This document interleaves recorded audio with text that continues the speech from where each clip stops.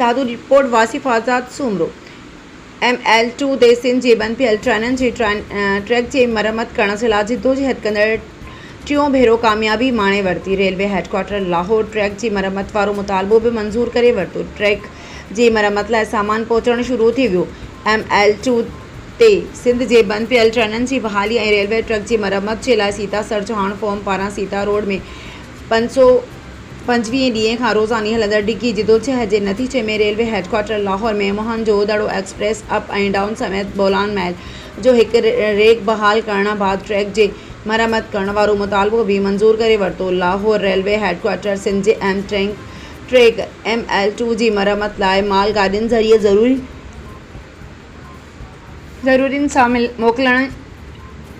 ज़रूरी सां मोकिलणु शुरू करे छॾियो। फॉर्म जे सरवाण मशहूर मेमण चयो त ॿिनि ट्रेननि जी बहाली बाद ट्रैक जी मरम्मत जे लाइ सामान जो पहुचणु असांजी वॾी कामयाबी आहे। ट्रैक जी मरम्मत थियण सां ट्रेनूं स्पीड सां हलंदियूं ऐं रहियल ट्रेनूं बि बहाल थींदियूं। जिदोजहद खे जारी रखंदड़ फॉर्म जे सरवाण मशहूर मेमण जी अॻुवाणी में अॼु 525 ॾींहं बि एहतजाज कयो वियो। शरीक साथी प्रोफेसर ग़ुलाम मुस्तफ़ा समो, मुराद अली मला, शहज़ाद अली मेमण, मुमताज़ अली सोलंकी, मोहम्मद इस्माइल सोलंकी, कामरान अली सोलंकी, अरबाब अली जामरी, गुलाम हुसैन मलिक, अज़ान अली मेमण, अब्दुल रज़ाक सियाल, शकील अहमद मेमण, गुलाम सरवर आरई, आफ्ताब अली सोलंकी, मुबीन डंगर, गुलाम सरवर आरई, सरताज अली सूमरो शरीक थिया। मशहूर मेमण ऐं ॿियनि चयो त ML2 ते सिंध जे रहियल समूरनि ट्रेननि जे बहालीअ ताईं एहतजाज जारी रहंदो।